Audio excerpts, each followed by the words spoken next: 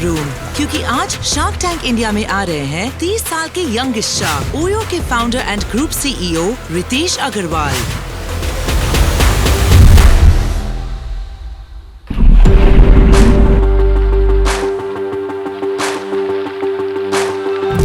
OYO की journey जो है एक स्ट्रेट लाइन नहीं रही। हमारे में बहुत उतार चढ़ाव आए हैं, बहुत तकलीफ वाले भी सिचुएशन आए हैं और हाईज ऐसी मिली है कि लोग देख कर के कहें कि ये कंपनी ने तो कमाल कर दिया।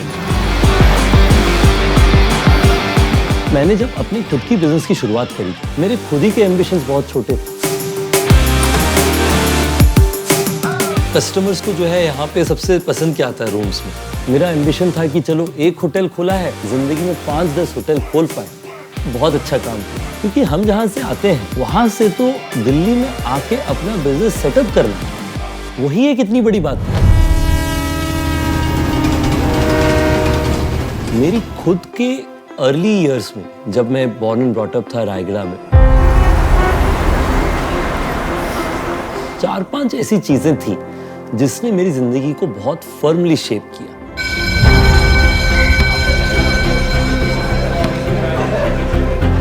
जब मैं 12वीं कक्षा में था, एक बहुत बड़ी फाइनेंशियल हार्डशिप आई फैमिली में। उस सिचुएशन में घर बेचने से बेहतर और कोई अपॉर्चुनिटी था नहीं।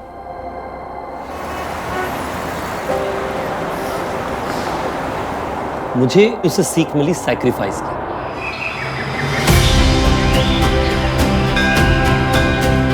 मैंने जो सबसे बड़ी चीज सीखी वो रायगढ़ के मार्केट से सीखी।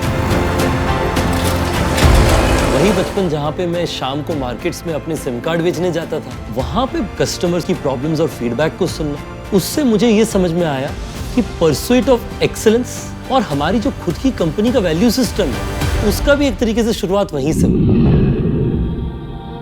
मेरी जिंदगी का प्रोफेशनली जो लोएस्ट पॉइंट था वो कोविड का समय था। एक दिन में सारे ही होटल जो है खाली पड़ गए, 70-80% कम। हमने 2-3 चीज पे ध्यान दिया। सबसे पहला, हमारे कस्टमर, हमारे टीम मेंबर और हमारे होटल ओनर, तीनों से हर महीना उनसे बात करने की कोशिश करी। दूसरा, हमने लॉयल्टी प्रोग्राम में ध्यान दिया। आज विजिट हमारा लॉयल्टी प्रोग्राम शायद भारत का ट्रैवल सेगमेंट में सबसे बड़ा लॉयल्टी प्रोग्राम है। तीसरा, ऐप पे फोकस करेंगे। आज 92% बुकिंग्स हमारी ऐप और वेबसाइट से आती है, जो कि थर्ड पार्टी चैनल्स नहीं है। कोविड के साल में हमारे कंपनी का नुकसान था लगभग 450 करोड़ रुपया का EBITDA। मुझे बोलते हुए खुशी है कि इस साल हमारी कंपनी 1000 करोड़ का EBITDA कमाएगी। And I hope you have a great experience. मुझे काफी बार पूछा जाता है, why shark tank? Shark tank ने एक ऐसा प्लेटफॉर्म बना दिया, इतना रैपिड एंटरप्रेन्योरियल एम्बिशंस को उसने एक्साइटमेंट दी है इंडिया में। जिस भी शहर में जाऊं इंडिया में, मैंने देखा कि लोग एंटरप्रेन्योरशिप और शार्क टैंक को एक जैसा मानने लगे। ସେଇଥିପାଇଁ कोशिश करें ଟିକେ ଓଡ଼ିଆରେ କହିବା ପାଇଁ। मेरी खुद की जो एक्सपीरियंस है वो एक बहुत बड़ी लर्निंग होनी चाहिए कि अगर मेरे जैसा बच्चा जो शायद कम रिसोर्स, अपनी खुद की पढ़ाई या कई सारी और जो क्षेत्र है वहाँ पे लीडर नहीं था, अगर मैं ही कर सकता तो जो कई और बच्चे हैं जो शायद बहुत ब्राइट हैं, बहुत समझदार हैं, तो वो तो इससे बहुत बड़ा और काम कर पाए। All right, good luck, Ridesh. Woohoo! I need all the best wishes.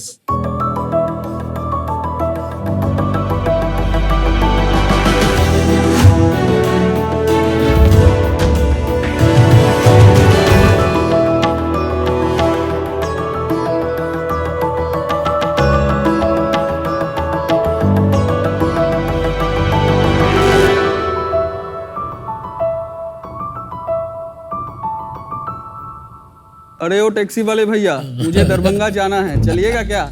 चलेंगे भैया, 4000 रुपए लगेगा। 150 किलोमीटर का इतना पैसा? इतना तो मुझे दिल्ली से पटना आने में ना लगा। भैया 150 किलोमीटर जाएंगे, फिर 150 किलोमीटर आएंगे, वापसी में पैसेंजर नहीं मिलेगा, बाल बच्चा भूखे नहीं मर जाएगा। जाना है तो जाइए, नहीं तो पैदल जाइए। शार्क, हमारे बिहार में ये आम बात है। टैक्सी सेवा अनऑर्गेनाइज रहने के कारण टैक्सी वाले को वापसी में पैसेंजर नहीं मिल पाता है, जिसके कारण टू वे चार्ज करना उन लोगों की मजबूरी बन जाती है। इन्हीं समस्याओं का समाधान हम लेकर आए हैं विथ रोडवेज। नमस्ते साक्ष, मैं दिलखुश कुमार, फाउंडर रोडवेज। नमस्ते साक्ष, मैं सिद्धार्थ झा, को फाउंडर रोडवेज, और हम दोनों सहरसा बिहार से आए हैं। साक्ष रोडवेज एक ऐसा मोबाइल एप्लीकेशन है जिस पर ड्राइवर अपना रूट डालते हैं और यात्री अपना गंतव्य। हम यात्री को ऐसे ड्राइवर के साथ कनेक्ट करते हैं जो उनके रूट पे खाली यात्रा करने वाले होते हैं। ऐसा करने से टैक्सी ड्राइवर को लगभग 10 से 15,000 रुपये मासिक अधिक इनकम हो जाता है और यात्री का 1500 से 2,000 रुपये तक बचत हो जाता है। तो सर, हमारा आस्क है 50 लाख रुपए फॉर 5% इक्विटी। अहाँ सबसे आग्रह है हमरा संग आओ, अब बिहार के टैक्सी उद्योग में क्रांति लाओ। तो स्वागत है आप दोनों का शार्क टैंक पे, और मुझे बहुत खुशी है कि आप जो है भारत की जो छोटे छोटे गांव की प्रॉब्लम को यहाँ पर लेकर के आए हैं। थोड़ा अपने बैकग्राउंड्स के बारे में बताइए। एक्चुअली सर, मेरे पिताजी बस ड्राइवर थे, तो 2008 में ही हमारी शादी हो गई। तो शादी होने के बाद जिम्मेदारी बढ़ जाती है। उस समय मैं 16 साल का था, तो मेरा क्वालिफिकेशन मैट्रिक था। तो पहली बार जॉब के लिए इंटरव्यू देने गए थे, तो एक चपरासी के पद पे, तो वहाँ इंटरव्यू दिए लेकिन नौकरी नहीं मिला, क्योंकि आईफोन का लोगो नहीं पहचान पाए थे हम। अच्छा। पहले मूड बना लिए थे जो इनका गेटअप अच्छा नहीं है, नहीं रखना है। अच्छा। तो वहां से आए तो फिर सर्टिफिकेट वगैरह को जला दिए, बोले नहीं अब नौकरी करने नहीं जाना है। सच में जला दिए? सच में जला दिए। अरे बाप। पापा को बोले जो हमको चलाना सिखा दीजिए, हम भी ड्राइविंग करेंगे। तो पापा थोड़ा सा मायूस हुए, लेकिन मेरे जिद के सामने झुक गए। वो हमको चलाना सिखा दिए। गांव में ही हम 3500 रुपए में ड्राइविंग का नौकरी करने लगे। फिर गुजारा नहीं जा रहा था, क्योंकि बच्चा हो चुका था, अब उसका भी मेंटेनेंस करना था, स्कूल में देना था। पटना आए और वहाँ 1 साल ड्राइविंग का नौकरी किए। धीरे धीरे मुझे लग रहा था नहीं, मुझे कुछ और सीखना चाहिए। मैं इलेक्ट्रिकल का काम सीखा, फायर का काम सीखा। फिर कंस्ट्रक्शन लाइन में चले गए, वहाँ थोड़ा बहुत पैसा बनाए, तो एक कंपनी बनाया आर्यागो।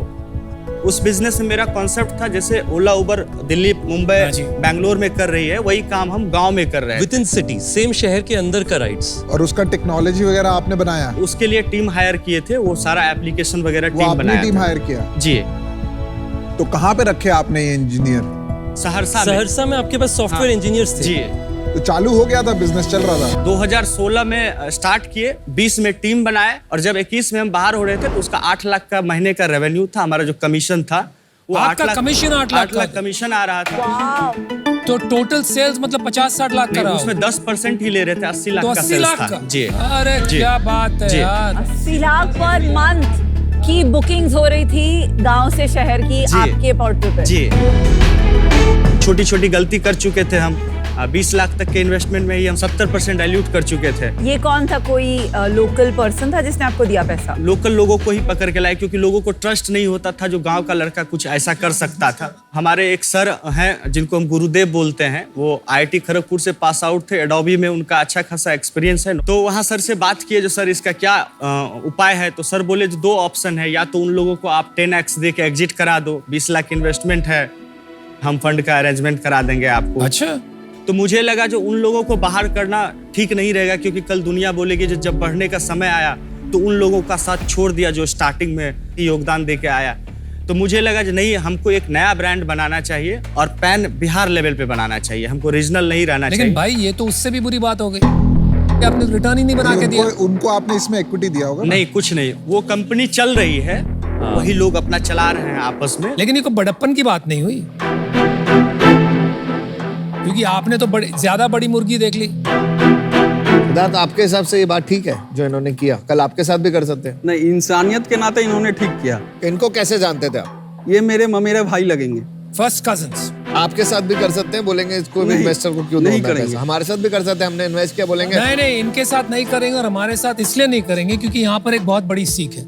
जब इन्वेस्टर पैसे डालता है और आपकी कंपनी का मालिक बन जाता है 70% लेके, तब उस दिन से प्रॉब्लम उसकी हो जाती है, आपकी नहीं। अगर हम पैसा डालते हैं तो हम मेजोरिटी थोड़ी लेंगे।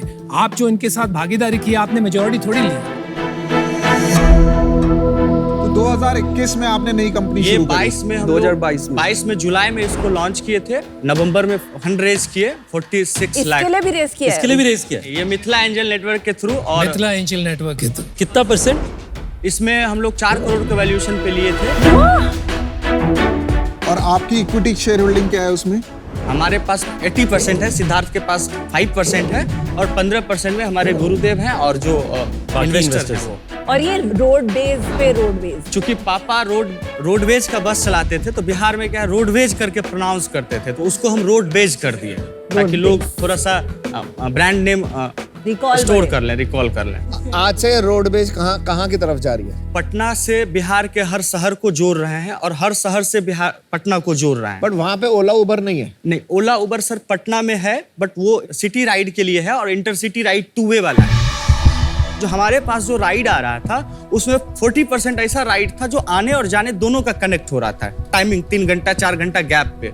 तो मुझे लगा क्यों ना कुछ ऐसे गाड़ी वाले को कंप्लीटली अपने साथ कनेक्ट करें जो हमेशा हमारे साथ काम करे, उसको एक साइड से एक पैसेंजर को लेके भेजे और दूसरे साइड से दूसरे पैसेंजर को लेके भेजे। तो ऐसे कितने लोग आपने जोड़ रखे हैं अभी अपने साथ? इस मंथ हम लोग 20 टैक्सी पूरा कर लिए हैं, जिसको हम लोग कमिट करते हैं जो 45,000 रुपया महीने का हम तुमको प्रॉफिट निकाल के देंगे, चाहे टैक्सी खड़ी रहे चाहे टैक्सी चले।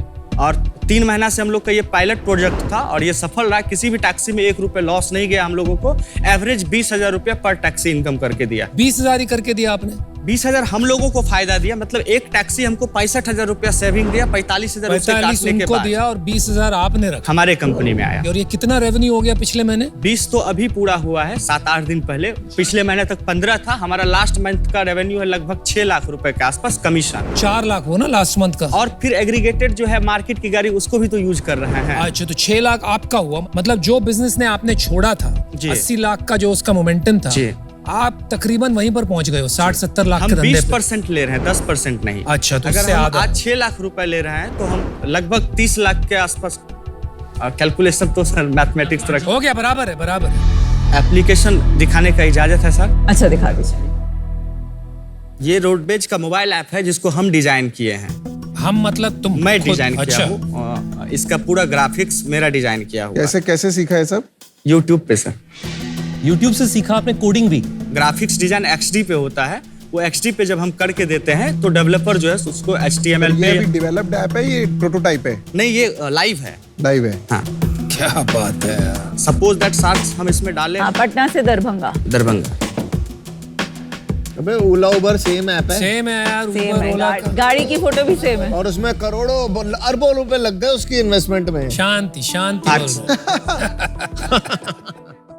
सार्क्स यहाँ आता है one way taxi, taxi pool और शेयर। यहाँ गेम हम ये चेंज कर रहे हैं, जो प्लेन वाले कस्टमर हैं, जो ट्रेन वाले कस्टमर हैं, जो अपना टाइम आगे पीछे नहीं करेंगे, वो वन वे टैक्सी बुक करेंगे और मार्केट से 40% सस्ता मिलेगा उनको। ठीक है। दूसरा है टैक्सी पूल, ये 60% सेव कराता है। जब हमारी वन वे टैक्सी निकलती है किसी रूट के लिए, क्योंकि मेरे यहाँ राइड शेड्यूल होता है अपने टाइम के अकॉर्डिंग, तो जैसे ही मेरे वन वे टैक्सी का कोई कस्टमर पटना से दरभंगा के लिए राइड शेड्यूल किए और वो प्राइस था 2486 रुपए, तो अब उस दिन 24 घंटा के अंदर में अगर किसी यात्री को वापस आना है दरभंगा से पटना के लिए, तो उनको टैक्सी पूल अवेलेबल दिखाएगा टाइम के साथ। जैसे 29 सितंबर 8:29 पे अवेलेबल है, 1989 रुपए लगेगा। तो ये और सस्ता हो जाता है। सिर्फ दरभंगा से पटना के लिए अवेलेबल नहीं दिखाएगा, उस रूट पे जितने शहर है, जितने गांव हैं, सारे गांव से अवेलेबल दिखाएगा। जो उसको पहले बुक कर लिया वो टैक्सी उसकी हो गई, फिर उसकी अवेलेबिलिटी खत्म हो जाती है। मोटा मोटी बैलेंस आउट हो जाता है। बैलेंस आउट हो जाता है। तो ये तो बहुत इंटरेस्टिंग क्रिएटिविटी है, क्योंकि ये तो आप कॉपी नहीं कर सकते थे ओला और उबर पे, अवेलेबल ही नहीं है। हाँ जी, लेकिन वो तो कॉपी कर सकते हैं। देखेंगे सर, बिहारी हैं बिहार में। इसका क्या मतलब बिहारी है? उस सड़क पे टैक्सी हम चलाए हैं, टैक्सी वाले को अंदर से जाने हैं जो उसकी क्या प्रॉब्लम है, और वहाँ के जो यात्री हैं उनके प्रॉब्लम को जिए हैं, देखे हैं, तो उनका समाधान हमसे बेहतर कोई नहीं निकाल सकता है। Very good. 2 चीज अलग है हमारे में है। पहला चीज, जो राइड अगर हम कंफर्म कर दिए, अगर फ्लाइट मिस हो गई तो अगली फ्लाइट में टिकट अरेंजमेंट हमारी कंपनी करती है। और अभी तक 10,000 राइड कंप्लीट होने पर मात्र 1 फ्लाइट मिस हुआ है, जिसमें हम लोगों को 6,000 रुपया बर्न करना पड़ा। बाप रे, ये तो बड़ी कमिटमेंट ले लिया। बहुत बड़ी कमिटमेंट है। बट उससे मार्केटिंग अच्छी है ना, कस्टमर को लग रहा है कि सही है। इससे कमिटमेंट से क्या हो जा रहा है, क्योंकि हमारा जो राइड हो रहा है, जिससे मैम अगर यूज की है विनीता मैम और ब्ला को, तो वो सिर्फ एग्रीगेटेड है। एप्लीकेशन पे इंफॉर्मेशन आया, ड्राइवर को इच्छा होगा जाएगा, नहीं इच्छा होगा नहीं जाएगा।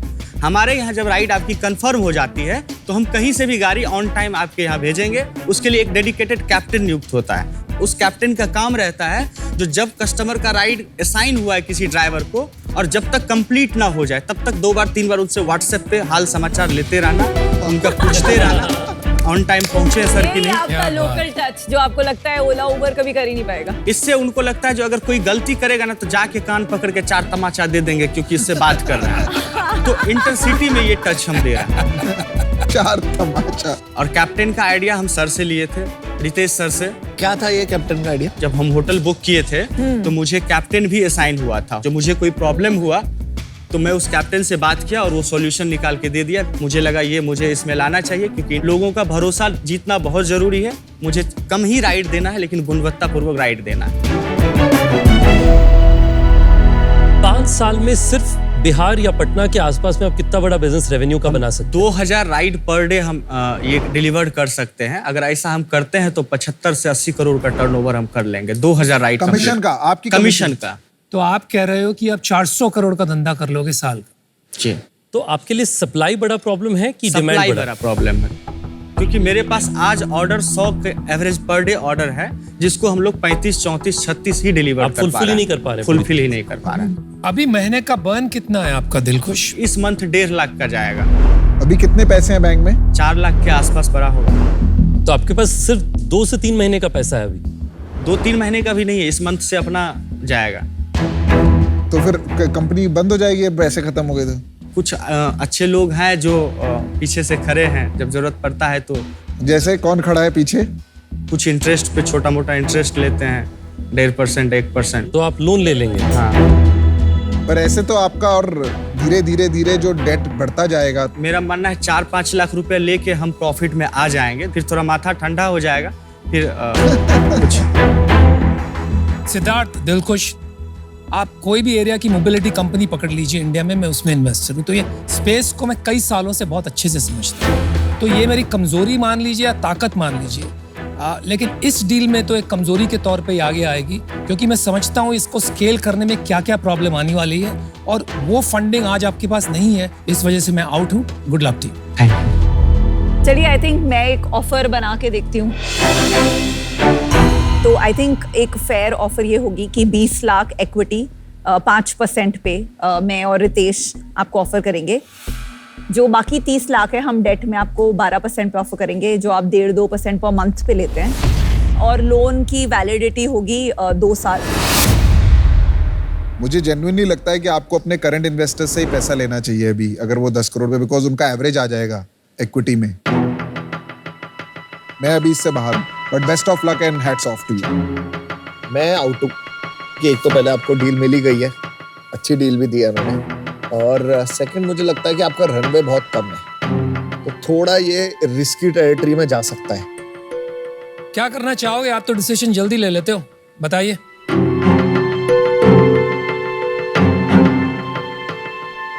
आप लोग का स्वागत है, आप लोग आइए क्योंकि हमको धंधा बनाना है, बड़ा बनाना है। तो आप डील लोगों पक्का? का साथ डील चाहिए, पक्की। पैसा नहीं, डील Well done. पक्की। से बहुत सीखा है। Very quick decision. आपसे सीखने की बात यह है कि YouTube से क्या क्या सीखा जा सकता है। Thank you. Well done. चलिए, बिहार के नौजवानों को और प्रेरित करिए। Good job.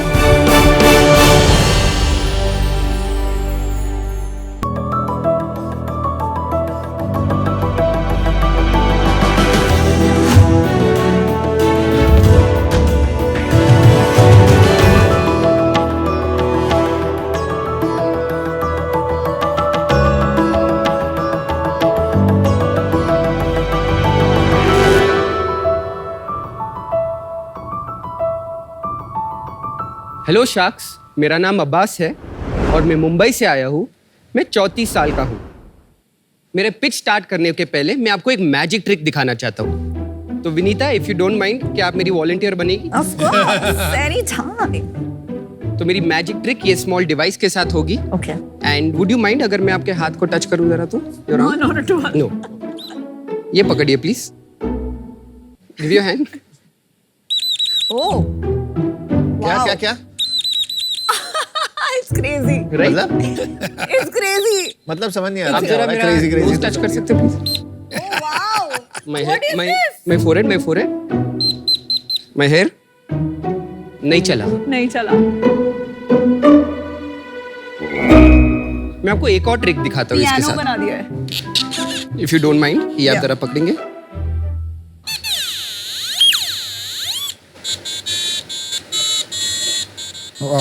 Can I pretty try? cool, Can I man. try? Sure.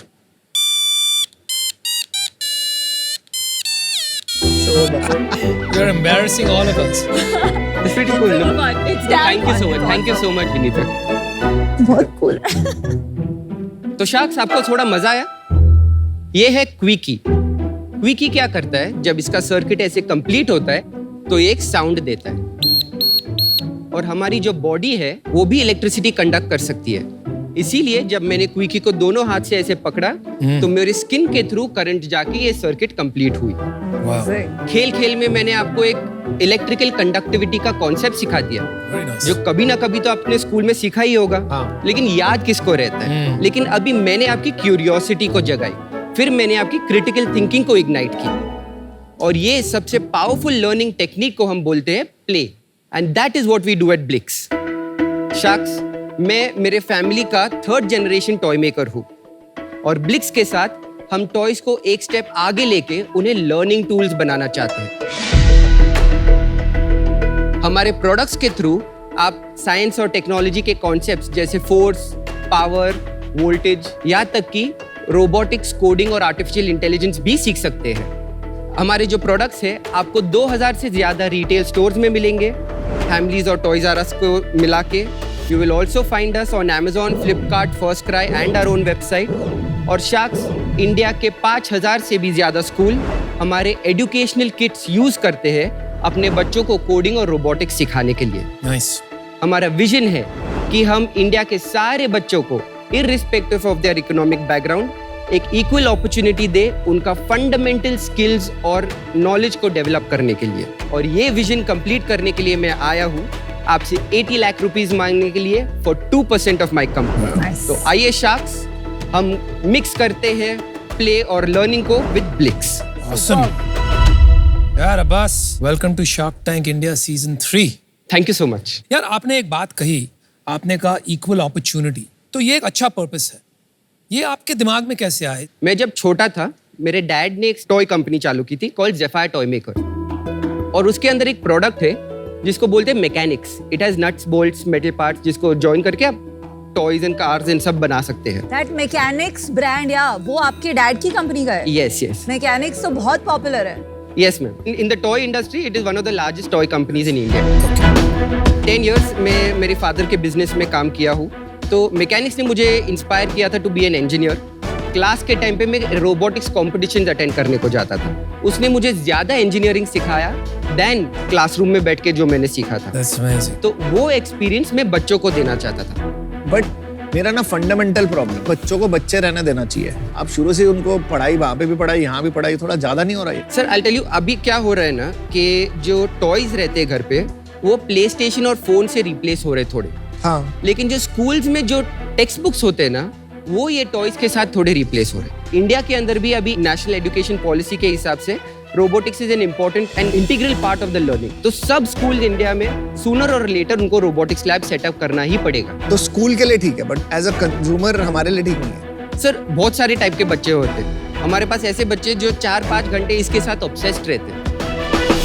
Abbas भाई, कब शुरू किया ये कंपनी? ब्लिक्स एज अ टॉय वो शुरू हुआ था इन 2016-17। तो ये ब्लिक्स आपने अंडर ज़ेफायर ही एक प्रोडक्ट बनाया था, ज़ेफायर कंपनी ने? यस, 2021 से ये अलग एंटिटी है। 2019 से मैं ज़ेफायर से स्टेप डाउन कर दिया था टू फोकस कंप्लीटली ऑन ब्लिक्स। ऐसा क्यों किया आपने? तो सर, मेरे जो भाई है ना, he is like my mentor in many ways. In 2019 he said कि तुम्हारा विजन बहुत बड़ा है, but you are not going to be able to make this education thing come alive if your focus is not on that. And आपका still equity है Zephyr में कि? I am now 70% owner of Blix. He is 20% owner and 5% are my parents. And Zephyr? Same ratio. मैं 20%, वो 70%. लेकिन जो business settled है, बड़ी बिजनेस है, now your brother has 70%. Yes. और जो बिजनेस नया है, जो आप बना रहे हो, उसमें आपका 70% है। Yes. तो ब्रदर तो बहुत स्मार्ट निकला यार। सही शार्क तो वो है, उसको लाना चाहिए था। वो एक्चुअली है बैठे, but he felt that because this was my product, my vision, he did not want to तो हैव आपको कितना लिक्विडिटी मिला उसमें, कितना कैश मिला? Around 7.5 crores FT. Out of that 7.5 crore मैंने और 1.5 crore डाला है इसके अंदर. And there is no other investor in this business. There's no other investor. Zephyr कितनी बड़ी कंपनी है? सर उसका रेवेन्यू इज अबाउट 25-30 crores. और ये कितनी बड़ी कंपनी है? इसका revenue is about 4 crores. Not bad. चलो वहां तक पहुंच ही गए आप। तो लास्ट ईयर आपने 4 करोड़ किया, पिछले महीने क्या किया? लास्ट मंथ हम लोग ने किया 36 lakhs. लेकिन अप्रैल में we were 53 एंड मई में we were 60 lakhs.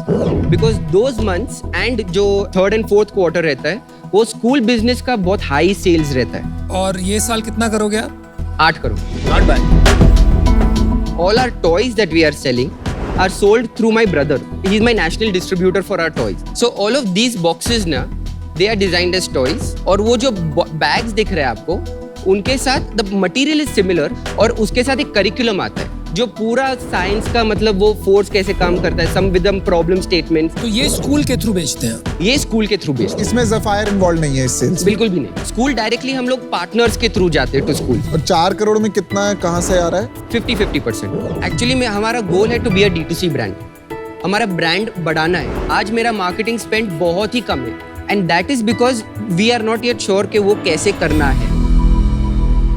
आपने कहा कि आपके भाई यहाँ पर आए हुए हैं. Yes. Why don't we meet him as well since इतनी आपकी भागीदारी रही है और अभी भी है? मेरे डैड भी आए उनके साथ. उनका नाम क्या है? मेरे भाई का नाम है मोइस और मेरे डैड का नाम है जहीर.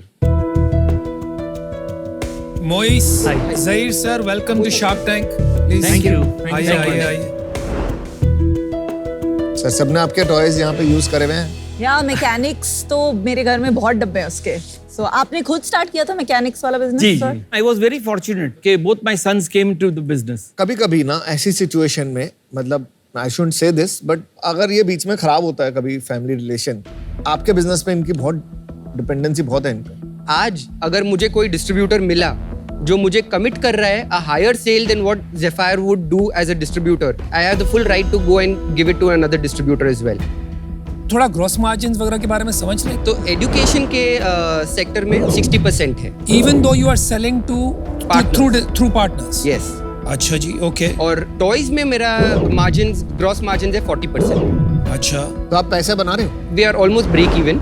लास्ट ईयर हमारा 7 lakhs का प्रॉफिट था. बहुत बहुत धन्यवाद आपका. Thank you so much. Very nice to meet you sir. Thank you. देखिए आपका जो ये मैकेनिक्स से एजुकेशन का मूवमेंट है, ये बहुत ही अच्छा मूवमेंट है. बट मेरे लिए कंसर्न है कि जो आपका ये स्ट्रक्चर है ब्लिक्स और ज़फायर के बीच में, वो बहुत कॉम्प्लेक्स है. आपके 50% डिस्ट्रीब्यूशन उनसे आती है. आपने कहा कि आप किसी और के पास चले जाएंगे, बट इतना आसान नहीं होता कि आप 50% डिस्ट्रीब्यूटर को ओवरनाइट स्विच कर दें. That is my concern. चल मैं ऑफर बना. I don't see this as a problem. I think the conflict of interest कहाँ आता है ना, सिर्फ ये जो रिलेशनशिप आपका ग्रॉस मार्जिन जो आप उसको सेल करते हो, क्या प्राइस में करते हो. और कल को वो मना कर दें कि हम इस मार्जिन पे नहीं बेच रहे, हमको और मार्जिन चाहिए, तो आपकी तो आधी सेल गई. अगर ज़फायर ने बोल दिया I have all of the networks in the यार industry. उसका अपने भाई के साथ अच्छा चल रहा है, सब सही है. तुम क्यों लड़ाई कराने में सारे लगे हुए हो? तुम लोग कह रहे हो लड़ लिए तो लड़ लिए, तब नहीं लड़ रहे हो. यार एक बात बता दे, नंबर सारे कंप्लीट हो जाएंगे. Yes. ये जो 8 करोड़ अगर आप कर रहे हो, उसमें घर में कितना पैसा बचा आपने? ये जो 6 महीने मतलब सितंबर के एंड तक, हाँ जी, we would be about 8 lakhs in profit. And how much revenue? Almost 3 crores. 3 crore. और अभी जो 6 महीने आएंगे उसमें प्रॉफिट कितना रहेगा? Pessimistically 40 lakhs, optimistically 1.2 crores. Abbas भाई मैं ऑफर देने को तैयार. EBITDA कितना रहेगा? EBITDA is around 15 to 20%. कहाँ जाएगा सारा पैसा? Where are you spending? तो अभी हमारा जो टीम है, एक सेकंड. यार क्या कर रहा है? I'll just answer that one No, question. he will not stop only. एक सेकंड उसको बजाना बंद करे, पहले हाथ से उसको नीचे रख दे. अब्बास भाई देख, वो Yes. जो कॉन्फ्लिक्ट ऑफ इंटरेस्ट सिचुएशन है वो रियल है, ठीक है? Yes. तो मैं तेरे को जो ऑफर दे रहा हूँ ना, एक कंडीशन के साथ दे रहा हूँ अब्बास भाई. Okay. अगर कोई प्रॉब्लम हुई इस कंपनी में, तो मैं उस कंपनी के शेयर्स खरीद सकता हूँ. Option to buy your shares in that company. अरे बाप. My shares in Zephyr, yes. I wouldn't mind that. Abbas आप कंडीशन के लिए मना भी कर सकते हो. कंडीशन के लिए हाँ. Condition is under the condition कि हमारा कुछ लड़ाई conflict होता है. I am confident of that. So very good. तो मेरा ऑफर ये है 40 lakhs at 4% okay. equity and 40 lakhs at 11% debt for 3 years. So Aman, like I thank you so much for the offer. I'm not very keen on taking debt at this Why? point because we are not very profitable. बिल्कुल सही decision.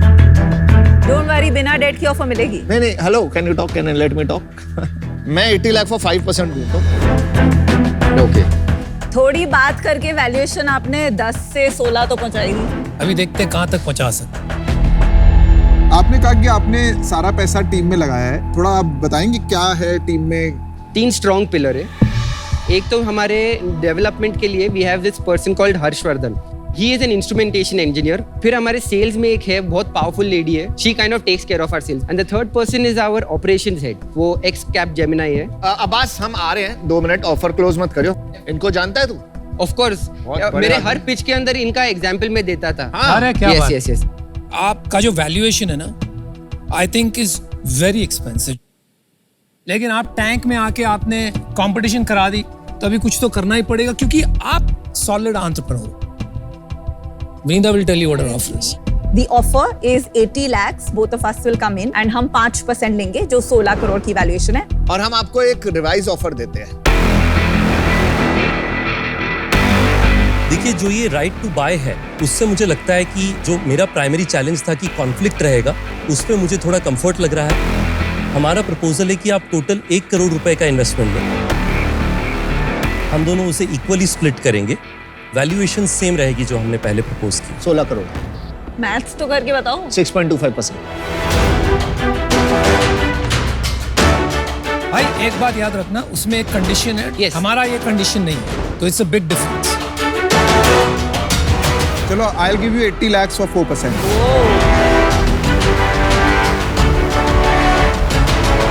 चलो, आपकी valuation तो बड़ी भाई, अब आएगा मजा। Thank you so much, Piyush. Thank you so much, everyone, for your. Can I take a 2-minute call and come? Call, आपकी फैमिली तो यहीं पे। But my wife today is the company's chief operating officer. ये बात ये तो बात पहले तो नहीं आपने बताई। पहले ये नहीं आपने बताई, पहले अभी और एक उनको second। लेके भी नहीं आए। वो स्टेक होल्डर नहीं है। इन्होंने ये भी पूछा हुआ था की पीपल। तब आपने कहा 3 लोग की yes. पीपल हैं, आप चीफ ऑपरेटिंग ऑफिसर को भूल गए। I'm really sorry. You're right. मैं actually वो I meant it as those 3 people because they are not part of the family. तो आपकी वाइफ का क्या रोल है कंपनी में? She handles the entire operation. Company की सीईओ वो है, आप हैं? CEO में बट आप प्रोडक्ट देखते हैं खाली। मैं नहीं, मैं सेल्स भी देखता हूँ, बट मैं थोड़ा इंजीनियर टाइप का आदमी हूँ। My wife and my sales head make sure I don't talk to any customers because I talk more about product and वो close नहीं होता है फिर वो। आप में जुनून बहुत है प्रोडक्ट को लेकर। Yes. अच्छा, 3 ऑफर आपको समझ में आ गए? Yes. All best. अब आइए वापस। मैं आता हूँ। ये खाली प्रोडक्ट ही कर रहा है, तो eventually there is no problem scaling the company then. मतलब he seems open. He seems like a very flexible. But he didn't tell his wife is. Oh, I don't think he meant it. मतलब समझ में आ रहा है कि वो he was not deliberately hiding. But eventually then the CEO is missing, right? Abbas bhai, welcome back. I have a counter offer, 90 lakhs for 3%. So that is my offer. If anybody would like to. 30 crore की valuation, हमारे लिए तो ये double है, तो मैं और अनुपम तो आउट है इससे। चल ठीक है, मैं हम तेरे को लास्ट ऑफर देते हैं, यस और नो करते हो, वरना हमें भी आउट कर। Okay. रितेश और मैं साथ आएंगे, 80 lakhs for 4%। जो इनका ऑफर है। हाँ। तो मैं आपके साथ नेगोशिएट नहीं करूंगा, but can I ask Piyush if he is having anything in his mind? You are again doing the same thing. या तो हाँ या ना बोल दे। ये किसने डिसीजन लिया है 3% का? आउट हो जाता। मैंने। How did you arrive at this number? I felt that. भाई सुन, भाई हम बहुत देर से बात कर रहे हैं, लास्ट हाँ या ना करते, वरना मैं Give me just 5 seconds to see if Piyush has anything to say. okay. If not, then I am out.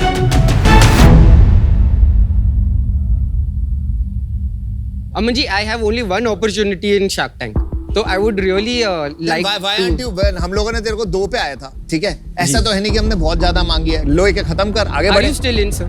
I am in if you take it at that value, otherwise I'm.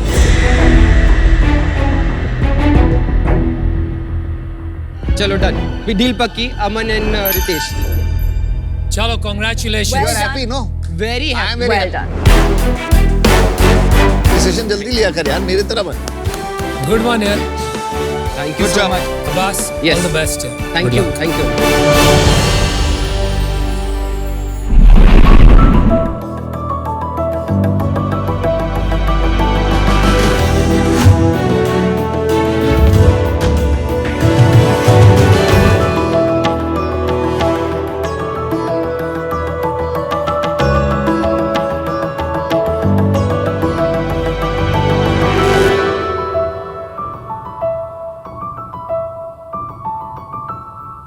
शख्स finally मैं अपने board exams clear करके बड़ी मेहनत के बाद अपनी पसंद की यूनिवर्सिटी में एडमिशन हासिल किया। Well done. अपने सपनों का बैग लेके हम घर से निकल तो दिए, पर मुझे कहाँ पता था कि अच्छा एकोमोडेशन ना मिलने की वजह से मेरी लाइफ में इतनी सारी प्रॉब्लम्स आने वाली हैं। और देखते ही देखते ये सपनों का बैग परेशानियों का एक बैगेज बन जाएगा। पहली प्रॉब्लम, लैक ऑफ ऑप्शंस और ब्रोकरेज। दूसरा प्रॉब्लम, अनहाइजीनिक हॉस्टल्स। तीसरी प्रॉब्लम, खराब खाना। और अगर ये सब देखने के बाद बात आए बुकिंग कैंसिलेशन की, तो रिफंड का तो कोई सवाल ही नहीं उठता। ये इंडस्ट्री इतनी ज्यादा अनऑर्गेनाइज्ड है कि चेक इन से चेकआउट तक किसी भी चीज की कोई गारंटी नहीं। तो चलिए शार्क्स, स्टूडेंट्स की इन प्रॉब्लम्स को सॉल्व करने का टाइम आ गया है विद होमवर्सिटी।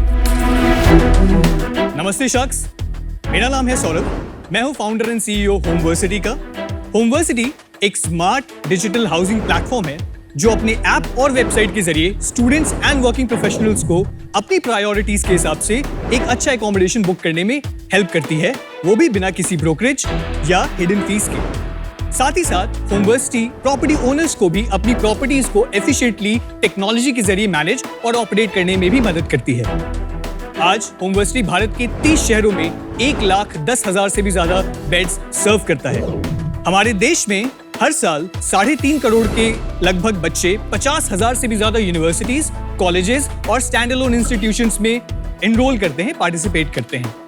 बट इनमें से सिर्फ 10 से 12% बच्चों को ही कैंपस एकोमोडेशन मिल पाती है। इस गैप को फिल करना, टेक्नोलॉजी के जरिए इस इंडस्ट्री को ऑर्गेनाइज करके ग्लोबल स्टैंडर्ड्स तक लेके जाना ही होमवर्सिटी का विजन है। हमारी आस्क है 65 lakh rupees for 2% of our company. तो चलिए शार्क्स, घर से दूर निकले हुए बच्चों को दिलाते हैं home away from home, because hostels का मतलब Homeversity. Welcome Saurabh. Thank you sir. यार एक बात बताओ। Yes sir. 2-3 भारी वर्ड यूज किए आपने, स्मार्ट डिजिटल हॉस्टल। जी भाई, हॉस्टल डिजिटल कैसे हो सकता है? रहना तो मकान में ही पड़ता है। तो जब हम डिजिटल हॉस्टल्स की बात करते हैं, हमारा मतलब होता है हर इनसाइट, हर इंफॉर्मेशन जो एक बच्चे को चाहिए to make a decision, because booking a hostel is different than booking a hotel sir. So हमें फ्रंट एंड से लेके बैक एंड तक हर एक डेटा पैरामीटर को फिक्स करना पड़ता है, ओवरऑल एफिशिएंसी को बढ़ा दिया जाता है। तो आपने एक्सपीरियंस को डिजिटलाइज कर दिया। जी सर। स्मार्ट नहीं हुआ। स्मार्ट मेरी हिसाब से परिभाषा है व्हेन वो एंटिसिपेट करता है आप क्या करने वाले हो, आपके लिए कर देता है, राइट? उसका एग्जांपल नहीं दिया। या मैं एग्जांपल देता हूं सर। हाँ जी। हम लोग जब भी किसी हॉस्टल में जाते हैं ना, तो स्टूडेंट कम टू अस कि सर हमने 2 दिन से बोल रखा है, टैप में पानी नहीं आ रहा, गीजर खराब है, बेडशीट पे ये गिर गया, बट कोई क्लीन करने नहीं आया, राइट?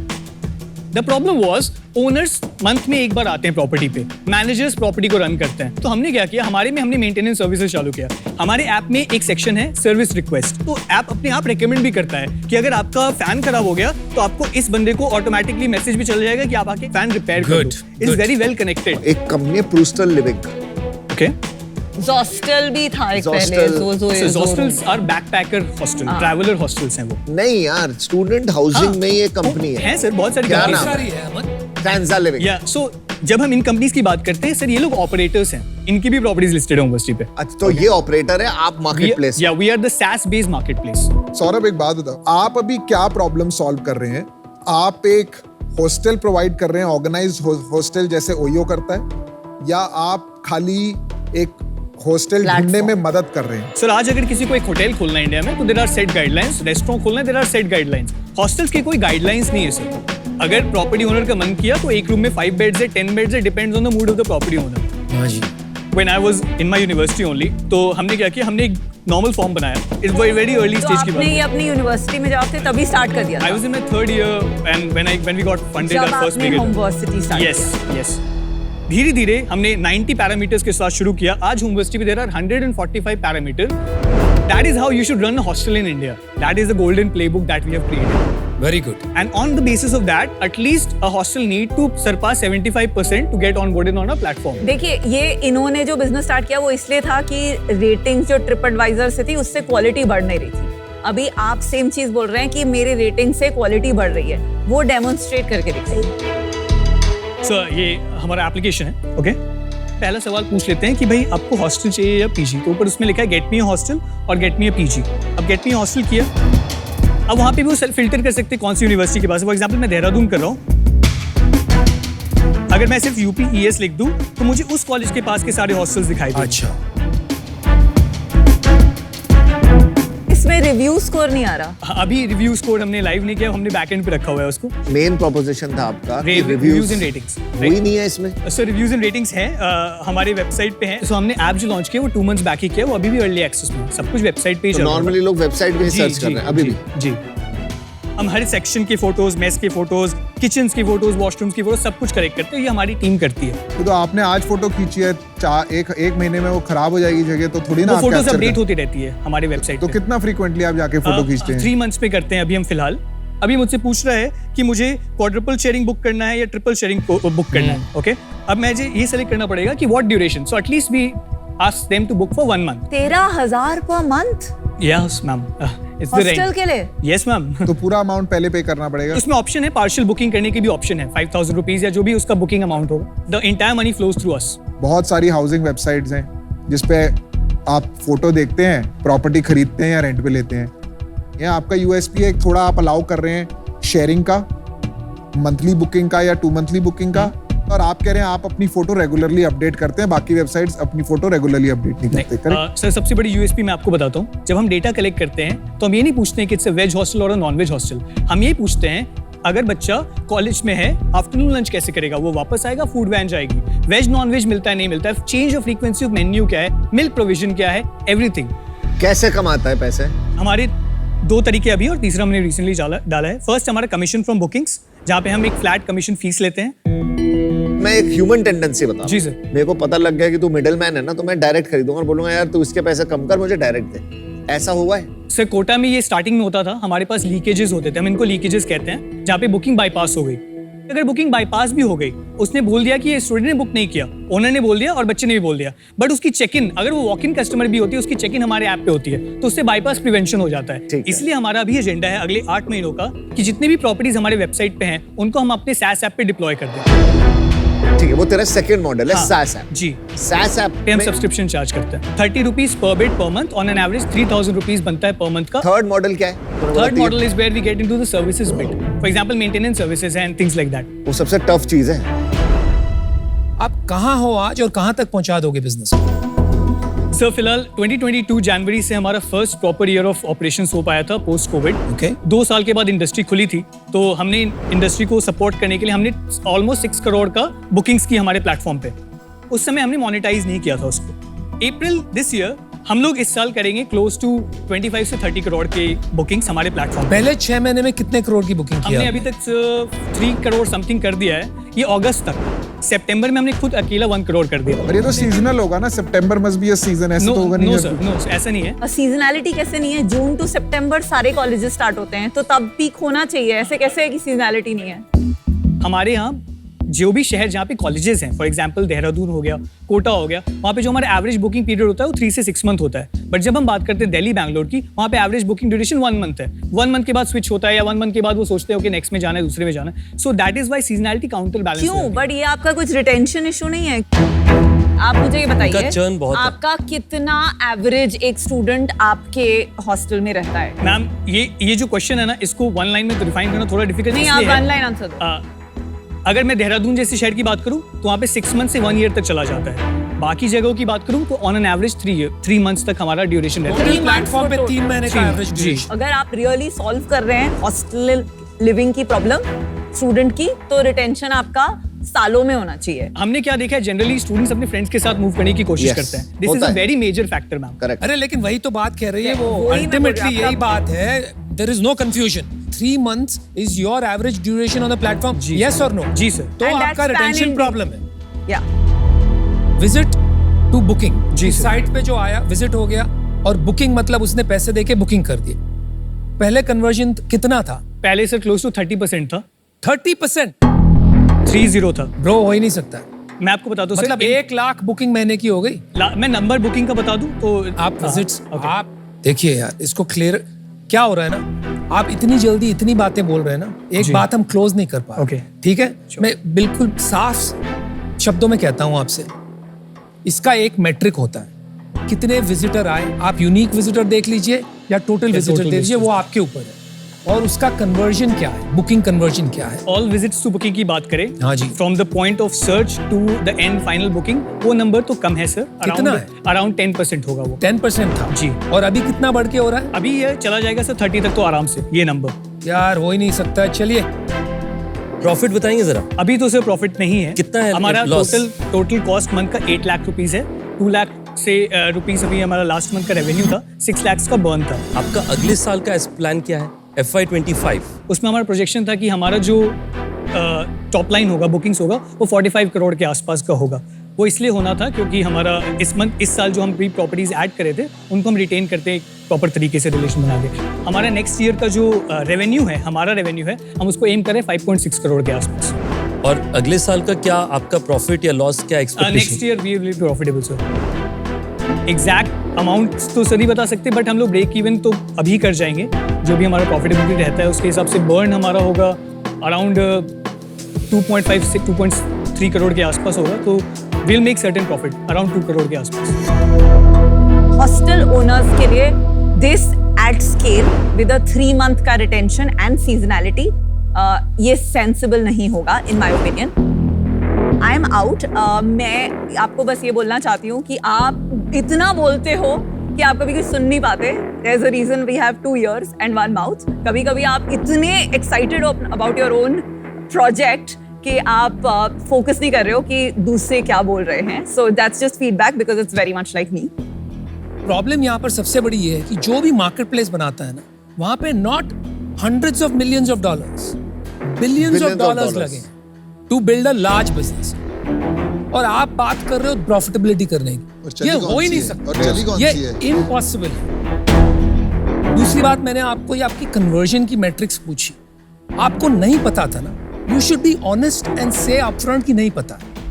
अभी ये आपकी एनर्जी है या क्या बात है? क्योंकि आप बातें बहुत अच्छी कर लेते हो, हाजिर जवाब, लेकिन बातों से धंधा नहीं बनता है मेरे दोस्त। मुझे ये लग रहा है you have a goal, energy भी है, लेकिन यार बिजनेस मैच्योरिटी अभी तक नहीं है।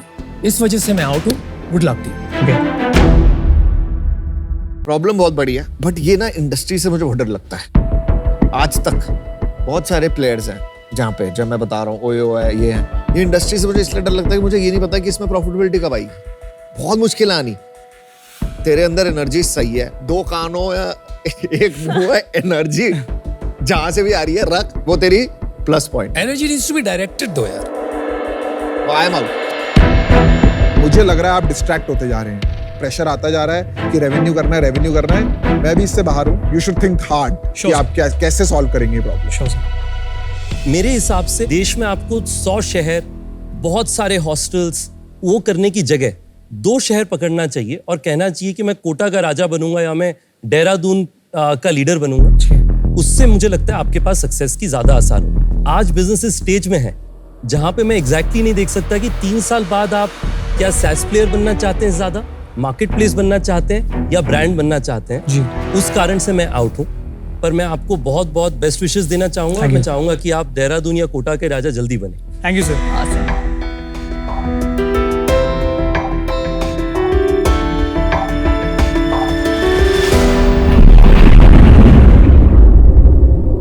आज का सवाल जो है नेहल अथानी ने बेलगाम से पूछा है। कह रही कि मैम मैं अपनी फैमिली के साथ हार्डवेयर बिजनेस में हूँ, जो कि मैं और मेरा कज़न भाई चलाते हैं साथ में। तो मुझे ये पूछना था कि इन्वेस्टर्स अक्सर फैमिली ओन्ड बिजनेसेस को लेकर इतना स्केप्टिकल क्यों होते हैं? Brilliant question, thank you ma'am. So Nehal, very good question. And मैंने खुद अपना बिजनेस जो है अपने हस्बैंड के साथ स्टार्ट किया था। हमें खुद more than 100 venture capital rejections मिले थे and one of the reasons was कि हस्बैंड वाइफ टीम को इतना नहीं वैल्यू किया जाता है जितना बाकी को फाउंडर पेयरिंग्स को वैल्यू किया जाता है। एंड आई थिंक सबसे ज़्यादा डाउट जो आता है इन्वेस्टर्स के दिमाग में वो ये होता है कि ये फैमिली बिजनेस वाले लोग अपना कंट्रोल डिसीजन मेकिंग का और स्मार्ट लोग को दे पाएंगे कि नहीं, because business is 90% execution and execution is 100% team. तो आई थिंक हमें अपनी जर्नी में भी डेमोन्स्ट्रेट करना पड़ा कि हम स्मार्ट लोगों को बाहर से ला सकते हैं, टीम बना सकते हैं, फिर ही हमें कैपिटल मिला था। So it is harder but it's not impossible.